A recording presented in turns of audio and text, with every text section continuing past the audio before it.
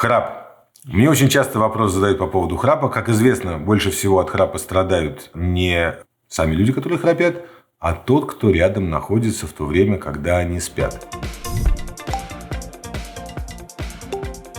Многие считают, что это муж, жена, партнер или партнерша, но это не совсем так. Тот, кто летает часто самолетами, знает, что это может быть твой сосед в кресле. И, конечно, если рядом с тобой летит человек в дальний полет, перелет и постоянно храпит, радости от этого мало, потому что спать не будете вы тоже, а завтра на работу, особенно для тех докторов, которые летают через океан для того, чтобы лечить своих пациентов. Итак, храп. Откуда он берется и почему? Храп часто является симптомом такого состояния, как апноэ, прерывание дыхания во время сна. Об этом мы будем говорить в другом видео. Обязательно подписывайтесь, и мы об этом расскажем. Что делать с храпом? Почему он появляется? Появляется он из-за того, что происходит у нас сужение дыхательного горла, и маленький язычок небный начинает касаться своих окружающих тканей, а именно задней части языка и так далее. И при поступлении воздуха вовнутрь он начинает дрожать и создается храп. Естественно, когда человек лежит на спине, человек храпит, как правило, больше всего, но это не значит, что если он будет спать на боку, храпа не будет.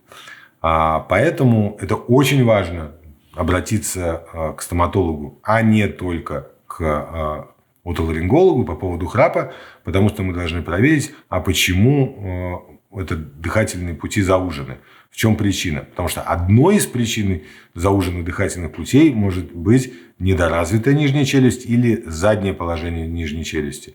Может быть, у человека должен быть определенный аппарат хотя бы на первых этапах для того, чтобы уйти от такого симптома, как храп, который будет держать нижнюю челюсть впереди, тем самым расширять дыхательное горло. Мы поможем человеку правильно дышать. Опять же, мы помним, что храп – это симптом ночного апноэ, как правило.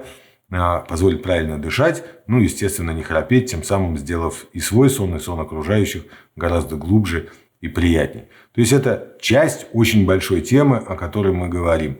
Я, как человек, который очень много внимания уделяет правильному питанию и излишнему весу, хочу напомнить, что храп может возникать не только по причине того, что у нас челюсть находится не в правильном положении, а также в том, что у нас дыхательное горло заужено из-за того, что там находится жировая масса между мышечными волокнами, которая сужает дыхательное горло, тем самым продвигает язычок неба вперед, и тем самым мы получаем то, что человек храпит, и приведение массы тела в норму, и которая, как правило, достигается правильным питанием, поможет нам храпеть намного меньше. Поэтому обращайтесь к врачам. Если у вас есть вопросы, задавайте. Внизу я обязательно отвечу на все вопросы, на которые смогу.